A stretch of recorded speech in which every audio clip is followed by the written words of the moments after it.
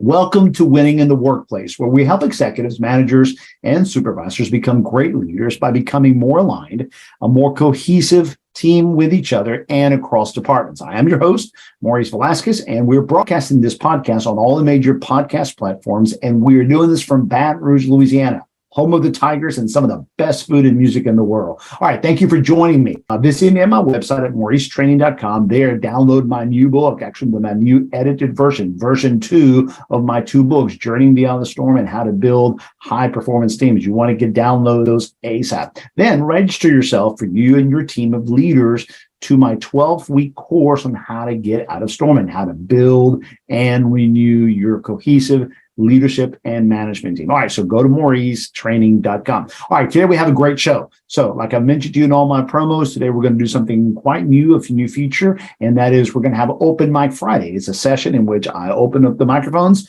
for 60 minutes. You don't show up, I'm here for 60 minutes. You show up, I'm here for 60 minutes. I'll be presenting, but as soon as you walk in, you open up your microphone, ask a question. So we will be announcing Open Mic Friday. So I don't know, we're going to put it probably the 3rd week of the month. I'm not sure. We're just getting started, but I want to show you today what a great, fantastic open mic session looks like. The topic was time management. Bunch of people from one company jumped in and we had a rousing, great conversation. This is what that would look like. This is what that sounds.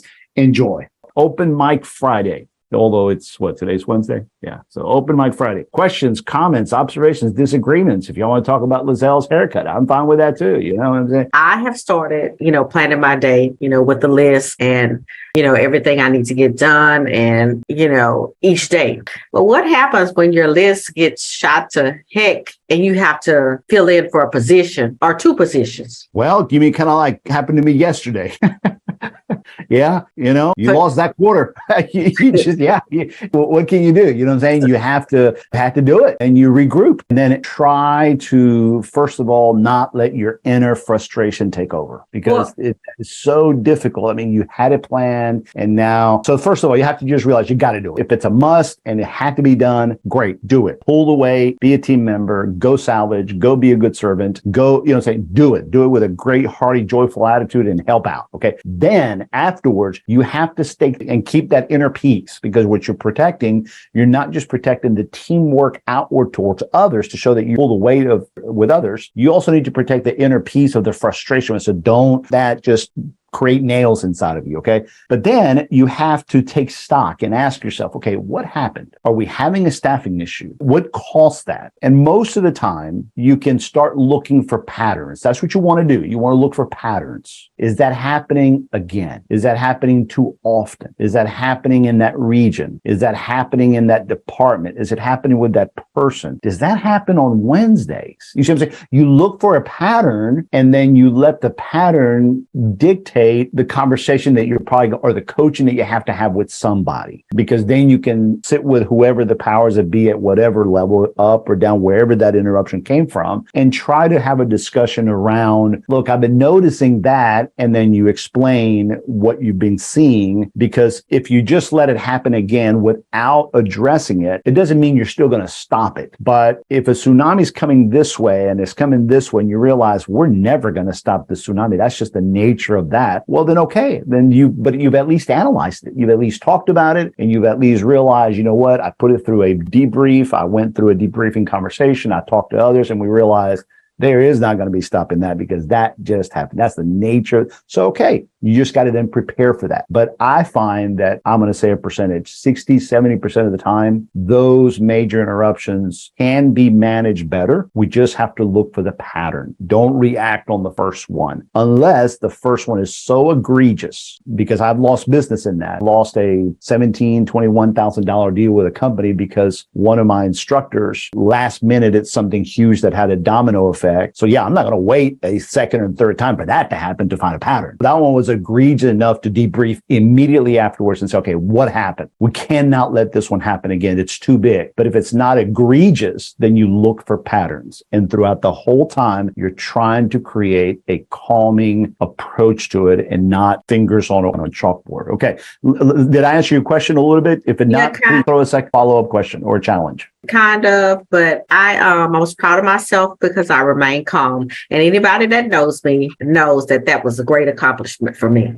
That's good. That's good. I really believe that good time management should create a more peaceful approach to difficult problem solving. It teaches us emotional control, emotional temperance. And by that, I don't mean that the haughty people are the ones we're addressing. No, because we all deal with angst and anger. We just manifest it differently, so just deal with that, so I'm glad to hear that that's helping you deal with it in a more calming approach. If that's happening, then your time management activities and the habits that you're going to, they're hitting where it should. It should hit in efficiency, in effectiveness, and in peace, internal peace. The term that I like to use is poise, calm in the midst of a storm. Good time management is outward, inward. Outward efficiency, outward productivity, use less time to accomplish more, and yet inwardly and around, you're creating poise. You're creating calm in the midst of the storm. Okay, so good to hear that. Very good to hear that. All right, anybody want to launch pad from what she brought up and ask any other related questions, or y'all want to go in a different direction? Well, Maurice,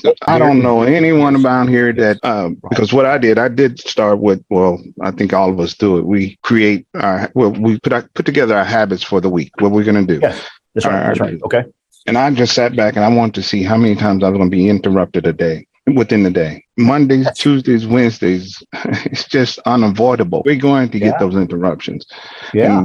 And I hear what you're saying, but it's just hard to manage your day-to-day. It is. When you got the member that's calling, that's going to keep you on there 45 minutes talking about a fee. Yeah, how do you manage interruptions? It's tough to do. It is. At first, there is no managing interruptions. First, it's, so we're on the same page.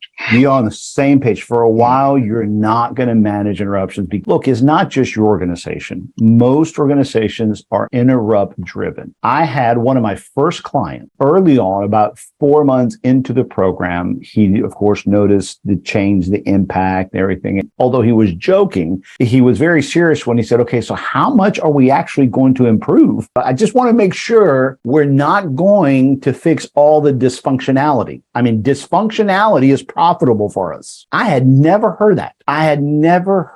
An owner who pretty much admitted, we don't know how to run a business other than in a dysfunctional manner, and we have figured out how to make money with it. My fear, Maurice, is that as you teach us new habits, it will impact how we make money, because we all know how to make money dysfunctionally. And I was like floored that not only he was that conscious about it, but he's right. And so to change those habits in a culture takes time, and it's got to be done slowly and surely, but steadily. Otherwise, you do impact your bottom line. Your members, your customers are accustomed to interrupting. They're accustomed to picking up the phone and saying, I didn't get the answer I want. I'm going to call again and ask somebody else. I'm going to fish around. I'm going to call 15 times. They're used to that, right? Wouldn't you say they're used to that? So then how did they tell that story to their family members? We love you. We love this organization. Why? Because you can call them anytime and anybody answers. They're wonderful. But they don't realize how much they're interrupting all the time because they're calling 15 times a day to get the answer they want. So they disrupt. So how are you going to change all? So at first, you can't just change it because the rocking of the boat could cause a lot more problems. So what you do is you pace yourself. And what you just said is the first big step. You log it, you track it, and then see, okay, wow, Monday, you know what I'm saying? If you start tracking it, then what you do is you separate. Is it your clients, your members that are constantly calling interrupt, and those problems are causing a domino of interruptions? Dude, that's okay. Don't consider those interruptions. That's like working in an emergency room and considering that the last wreck that happened on the interstate, that now we have 17 critical passengers. Gosh, we just can't get anything done around because interruptions like that. You see what I'm saying? So don't view member client problems as interruptions. That's the job. If anything, you will fix that, improve that later. That's not where we start. We start with the internal, the cross department and interdepartment. Hey, my emergency, it's got to be done now. And you help that person. And when they leave, you realize that was not an emergency. What are we talking about? And then they'll tell you, oh, it's because a client. And yeah, half the time may be that, but then you kind of think about it and you go, no, wait a minute, that was not an emergency. Those are the ones that you can improve, but you have to track them. The way I started was I noticed that my IT team was constantly walking around, ding, ding, knocking on everyone's doors all the time. They would go and work and they would go, and they had this pattern. And I noticed they'd stick their head in. Can I talk with you? I said, does it have to be now? Yeah, got to be now. It's urgent. Yeah. Can I get your computer? And then they start working on this printer. I have to back up and I go, sure. 7-8 minutes. I can do other things, and then I realized, why is this happening all the time? You see what I'm saying? It's the internal other department or your department. And you keep track of that. Then you have the conversation too with the IT person saying, hey, can we talk? And then you try to address those interruptions first. In all fairness, you want to take stock. How much does your team interrupt others? And if your team is interrupting others, as a leader, you could say, hey, y'all, can you hold your things until the top of the hour? Okay, so go triage. Only go bother others when it is a high emergency. Other than that, if you're going to go talk to Alexis about some issues, tally up the 4 or 5 things you guys need to talk to Alexis, call her up, tell her you need to come over there at 10:30 today, do a 10-minute meeting, and it's done. Boom. And we're not going to interrupt Alexis. But stop. Everything has to be done with everybody now, because that's not reality. It's just that we're accustomed to using that. Does that help a little bit? Do you see how you kind of pace yourself, triage, and then work from internal first? Later, much later, you worry about client interruptions. What are your thoughts? Yeah, because most of the interruptions here is internal. Yeah. Isn't it the across the one? Or, Yeah. Well, let me ask you this. If others here around this call could say, yeah, but your department is notoriously for interrupting us by... Oh, yeah.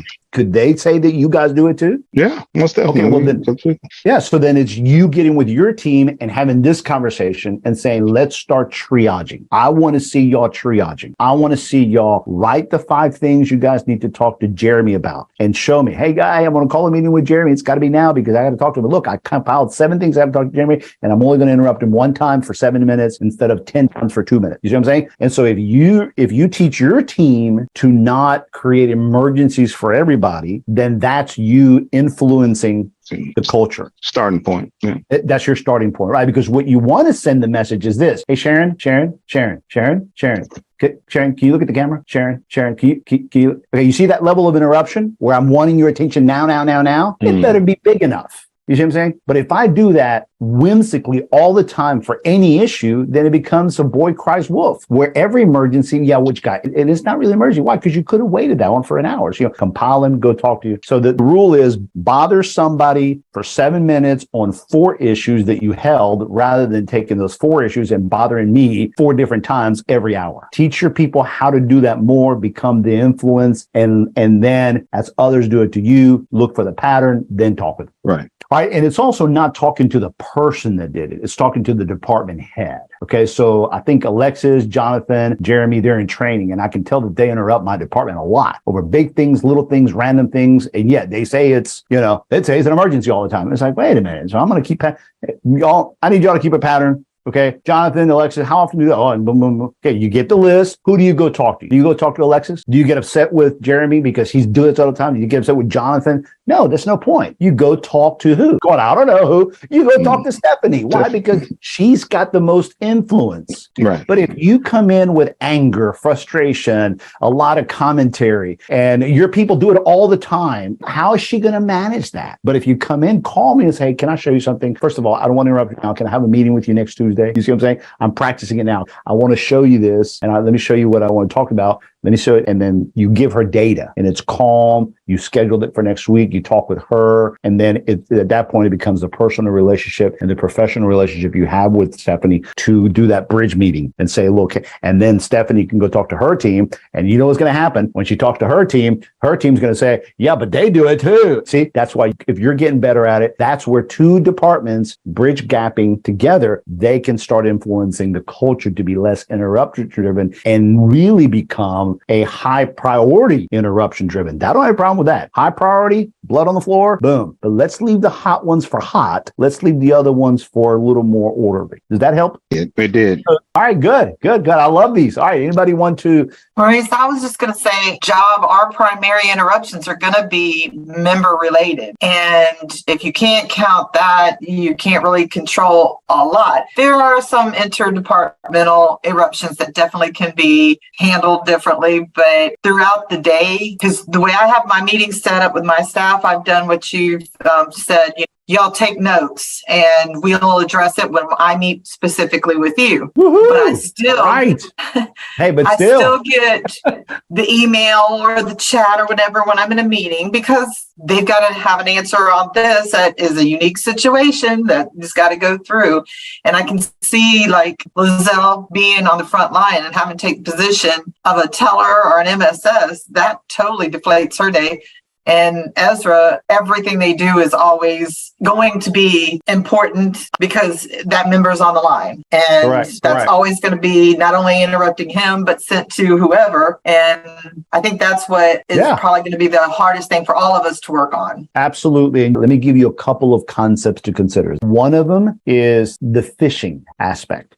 Secondly, there's very little tiers. By creating a culture of phishing and not having escalation tiers within departments and within groups, then everything becomes urgent for everybody. The phishing is this. It's what I referred to earlier. If last time I called Sharon did not answer me, so I picked the phone up again and I called Sharon, she still didn't get it, but then I called again and I got somebody in Sharon's department, and that person got me Sharon, and she answered me. All right. So what have you just done? Showed them how to get to me. Exactly right. So by you not answering, I know what that is. I just got to go fish. Okay. That happens department to department, member to company. Like I mentioned earlier, if I don't get the answer that I want regarding a loan, I know what I got to do is just pick up the phone and fish for a different answer. And if I get the answer I want, then there it is. I just got to put up, and look, it happens with me. When my wife and I are talking about our financial company, our bank, or a company that we do on a regular basis, just call them again. You know what? Don't talk to Laura, talk to Betty. I do a lot of business with the state, and there's 3 agencies that we interact all the time, and I know who to talk to. I know when to call them. I know how to call them. I know when to go around them to go talk to somebody else because I'm fishing around for the answer that I want. In a company, in an organization that has that much open lines with clients, because that is the nature of your business, then the only way to stop or lessen phishing is by having a commitment to the same standard operating answers. The answer for this is this. The next person's going to say the same thing. So in your department, when I don't answer the phone, and it's urgent, and I don't answer your phone, and then somebody comes and tells me, and pulls me out of a meeting, I'll do that the first time, but I will say, hey, look, I stepped out of a meeting because what do you need? Okay, yeah, thanks. Okay, I'll take care of that. Great. Then I have the conversation. Look, on that one, next time, please just leave me a message and I'll call you back. Okay. And if you don't make those comments about changing the behavior, then what you're doing is you're inviting for people to create interruptions to pull you out. Why? Because you reacted the last time. And then I did it again and you reacted the same way. Okay. And then you reacted the same way. So I know what you not answering means. I just got to go fish around. You see, that's that fish gap. Okay. So it's standard operating procedure, everyone answering the same way. And secondarily is not creating a pattern that you respond to constant interruption. The second answer to that is the second habit, and that is second tiers. For example, you're on the phone, you're in a meeting, somebody's trying to get to you, and they call around 4 or 5 times. Finally, somebody comes and says, hey, such and such needs to talk to you. Okay, right there. You tell that person, okay, do me a favor. What is it? Okay, go find out what it is. Okay, great. Boom. See, you're creating a second tier escalation. I want that person to talk to my person, then let me know so I can triage. Well, she says, never mind. She'll call you later. Ta-ta. There it is. You just created a escalation approach. I would say this, 80 to 90% of the time when you do things like that, the person that initially was trying to create a fire, now it's okay that they'll call you back later. But you never said anything before. You didn't gap it. You didn't create you know what I'm saying? The other scenario is where they do come back and they go, no, look, she needs to talk to you about because this, that. Oh, it is a fire. Hold on, everybody. Okay, but you still showed that person that you went through somebody else. In other words, that person that came to interrupt you that was on your team, that's the escalation. You're escalating it through another person. And the last scenario is they come in, they tell you, look, it is a fire. Okay, oh gosh, that is a fire. Okay, tell her I'm in the meeting. Tell her I'll be out at 10 o'clock, at 9 o'clock. I can't get out of this meeting. Sorry, y'all.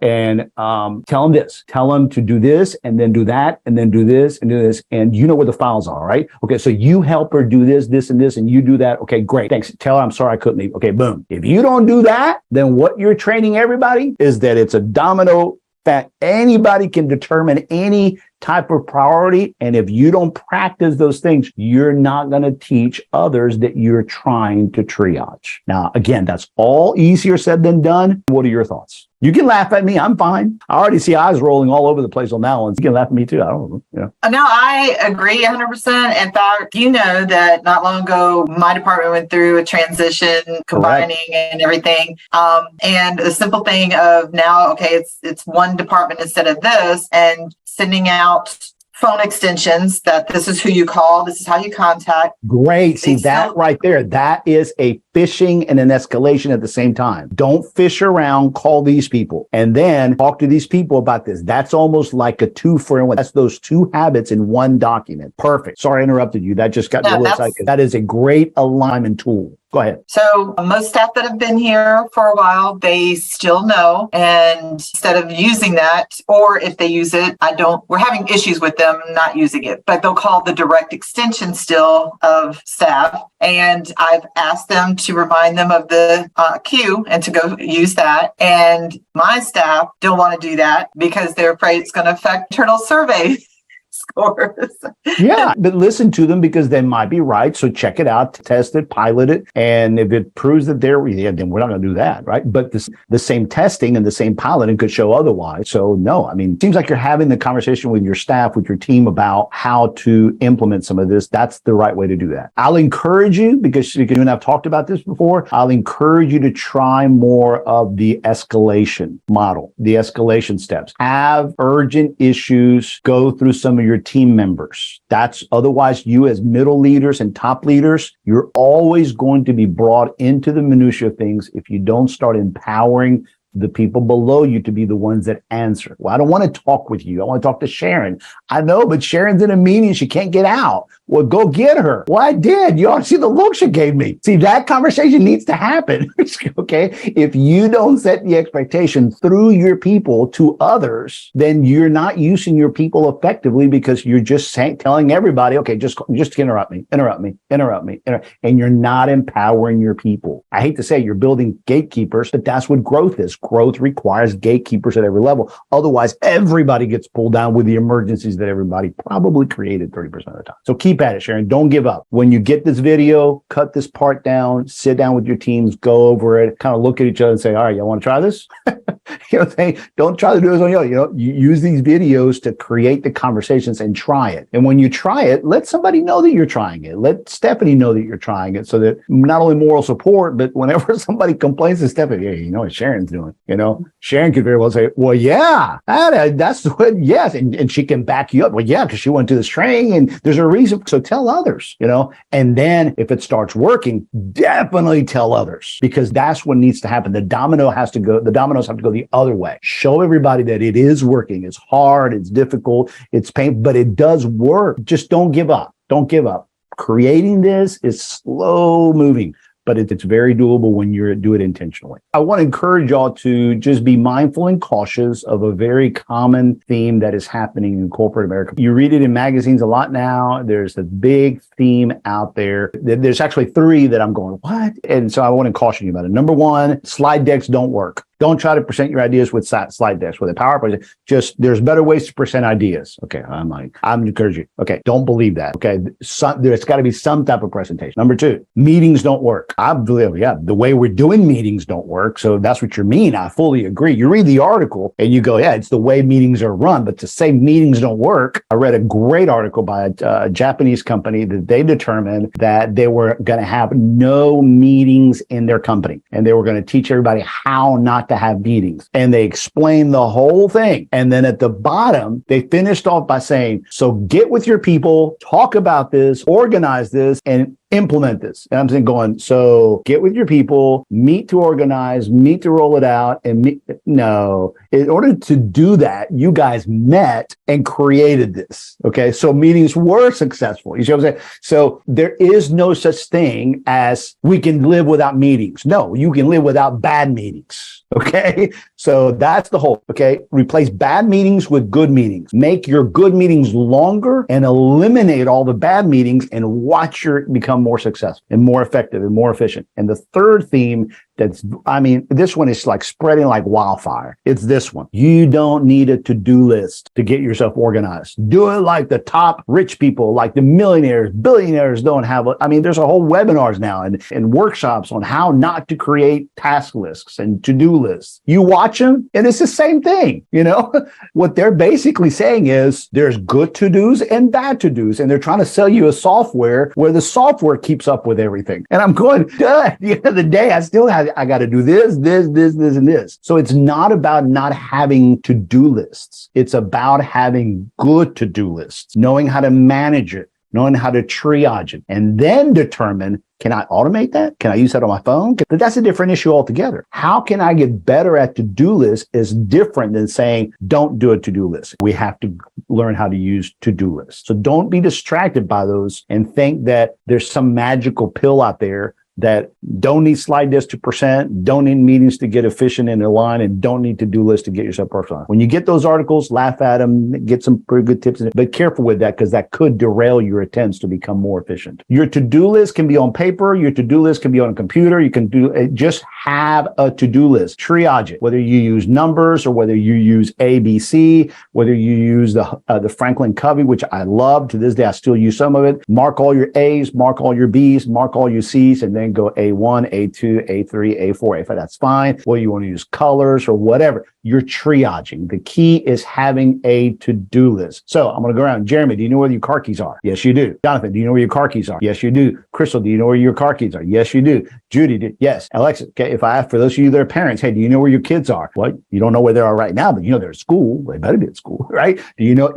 We keep up with the most important things in life. Well, because, yeah, it's right there. Of course, right there. We treat treat our phones the same way, but we treat our phones the same way. Where's my phone? I mean, some of us keep up with our phones better than our kids. Okay. I heard one time say, if you know where my phone is, that's where my keys are. If I can't find my keys, at least I got my phone, because on my phone, I can find my key. It's that important. I put my to-do list as important as that. Why? Because my to-do list is what keeps me guided. I got an email today. Hey, Maurice, don't forget that we asked you to send us your bio for us to get CE credits. Oh, I remember when they told me that on Thursday of last week. We were right there after the workshop. We were walking outside and we had the conversation and they said, hey, Maurice, can you? And I said, yes. And I didn't follow my own rule by pulling my to-do list and putting it in there so I didn't forget. And here they are having to remind me I didn't use my to-do list. Your to-do list should be present and easy and quick for you to find. If you don't like hearing on your phone, fine. Take a little sticky note, write something, put it in your pocket, do something to where you catch that yes. You made a promise. Okay, that's the whole point. So your to-do list is very important. Then your routine is critical. Here's what I mean by routine. If you guys want the spreadsheet, forget I'm not even going to ask you if you want this spreadsheet. I'll send it. What you want to do is on the left-hand side is routine of a sales team, sales reps. The routine on the right-hand side is the template that allows you to modify what you want.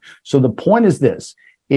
If I ask a sales rep, what is your routine throughout the day of how you can get best organized to make money or to be productive in your job? If they say, well, you just come in and really they start describing the rat race and hump day because they're not organized. It's not that they don't understand the 7 steps. It's not that they don't understand hump day. It's not, yes, all those things are important. But bottom line is they don't have a routine. A routine is the way that you block yourself. The green areas are sit-down meetings with my internal team, either up with my supervisor, across, or where we get together in huddles. The blue area is where I block for my clients. And so I have at least 16 slots throughout the week in which when I talk to clients, and this is more outside sales, inside sales, my job as a sales rep is to fill those gaps. That's how I make money. And my yellow is downtime, self-time, where I prepare, where I have lunch, yada, yada, yada. A routine of some sort. Maurice lives with a routine. It changes a lot because when a client says, hey, Maurice, we can only meet with you on Thursdays between 2 and 4. Okay, boom. So I block Thursdays 2 and 4. That impacts my routine going forward, but I don't create randomness. I create a routine. So ideally, you want to have a routine and work towards that. So let's see, on my Tuesdays, this normally happens. On Wednesdays, I've got to stop for half the day and block 3 hours because that's payroll. Then, okay, where am I going to put my team meetings, my huddle meetings? Okay, when am I going to meet with my boss? Okay, that usually happens this. Okay, when am I going to sit down and organize things? Okay, when do I do this? Okay, when do I prepare? When do I do things? If you have all that randomly, then you're not helping your time management. You have to create a pattern for yourself that you want to strive towards and try to move into this as much as possible. And that's why you keep it in a spreadsheet. I usually sometimes print it, put it on my wall next to my computer and remind myself this is my routine. And I change it as needed. Why? Because life changed, life happens. Okay. So a routine is very important. I'll send this to you guys and you guys can take a look at it. The next thing is your goals. How do you build your goals? What you want to do is you want to take stock of the 8 areas that are mostly drives humans: spiritual, family, professional, physical needs, health needs, in other words, personal, academic, financial, and social. Okay. The outer edge of the circle is a 10. The inner is a 0. In other words, I really am happy with the way I am in my professional. So you would score that a 10. Or you would say, you know what? I really am not happy with my physical health. I'm going to score that a 4. Okay. So what you do is you score it like this. This one's at a 7. This one's at a 5. This one's at a 6. This one's at an 8. This one's at a 5. This one's at a 6. This one's at a 7. This one's at a 6. All right. There you go. It's not a wheel though, because when you put the lines together, it's not a wheel. All right. Well, where do I need help? What do I need? All right. So let's see. Now I can't tackle everything all at once. So let's see. All right. Yeah, I know. In my physical and my health, I've got to get this to an 8. So I'm going to do this. My financial, I need to get that to a little closer to a 7 or an 8. You know what? That's all I'm going to tackle right now. So let's see what that looks like. All right. That looks a little more balanced. All right. So there. Now that's the 2 areas that I'm going to work on. And so now what I got to do is I got to set some goals for it. Okay. So I'm going to lose 15 pounds. pounds. Okay. Those 15 pounds. So I go to SMART goals and I say, okay, a specific goal, measurable. It's got to be applicable. It's got to be realistic in time. All right. How do I game plan the 15 pounds? I take out a little spreadsheet and I say, okay, how am I going to lose those 15 pounds? I break it up into steps. Step 1 is I got to go see the doctor. Step number 2 is I probably need to go see a nutritionist. Step number 3 is I probably need to start walking. And then I'm probably going to have to do a more detailed plan. But at least I know those, if I do those 4 steps, I'll probably lose 15 pounds. When am I going to do that? All right. So let's say that we're in April, or let's say we're in May. All right. So in June, I got to set up a doctor's. Then I got to have a conversation probably with a nutritionist around July. I'm probably going to start walking throughout the whole hour, start walking now. And then have a more detailed plan sometime in August and then start implementing it. See, if I do that right there, then I could probably be successful. We want to move to Texas. We want to move to South Baton Rouge. We want to move to North Baton Rouge. We want to do this. I want to do this. List those down and then make sure these things hit your to-do and try them. But this is how you build your professional goals, your life goals. And I don't recommend you go off and start doing this all now. Just pace yourself. Just try something like this for yourself. Maybe take a month to do one. Okay. And just practice and see what comes out. And you realize, wow, I can organize myself. I can get these dreams and these desires that I have and move life and move things in an organized way while you do everything we've been talking about. This is kind of like planning long term. Everything we've been talking up to this point is more immediate implication now, so you can get ahead of the urgency of the pressure of time management. This is more how to prepare yourself to go forward. So I will send y'all the spreadsheet. I'll send you the templates and I'll send you the PowerPoint so y'all can have all these tools and use them however you want. I'm here. I'm available. You need me for anything, let me know. And hopefully we'll set up another one of these open mic Fridays. All right. Thank you guys very much for joining me in this. I hope you guys enjoyed it. So I will be announcing Open Mic Friday office hour sessions. And when you do, pick your topic. It doesn't matter the topic. If you want to email it to me before, I'll tell you the time, the location, where to log in, when to jump in. You don't have to open up your video. You can just simply open up your mic. You don't even have to do that. If you want to just jump in the live session and type in your question, I'll read it from the chat and then we'll answer your question. So whichever route you want to go. If you want to turn on your mic and be a co-host with me for a few minutes, you're welcome to. I might bring 2 or 3 people and have a great group discussion. It'll be a lot of fun. It's going to be a little loose, sometimes dangerous. It's open mic. Hey, we'll have fun. I'll let you know about that. So thank you guys very much for joining me in this. If you want to be on my show, go to my podcast page. It's winningintheworkplacepodcast.com. Fill out the form or shoot me an email. Just contact me. I'd love to have you on the show. All right. One more thing. You know that you and your team need to become more cohesive, more aligned. You know that meetings are not effective. You know that when you leave them, everybody goes in 15 different directions. And you have to get aligned. We all need to get aligned, but the more that the upper teams get aligned, the better the whole thing becomes. All right. So you got to get out of that mess of quagmire. It's called storming. Take my 12-week course. It's a private course for you and your team. 12 weeks, we basically break them up half-time. It's me teaching you. Half-time is showing you guys how to implement. It's fantastic. All my clients who are in this class right now, they're greatly enjoying it. I have a lot of spots that we can start opening up here in August. So let me know. It's very inexpensive, very effective. So just go to my website or shoot me an email at maurice@teamrealworld.com. All right. So remember, the core leadership is leaders and managers being united, showing a united front with each other and being of one page, of one voice throughout the organization, being on the same page, speaking a united message, being a cohesive team. That level of alignment is the difference in your competitive edge. Don't kid yourself. There's nothing more powerful than building an aligned culture. By aligning well is how you and your team can and will win in the workplace. See you next week, and thanks for joining.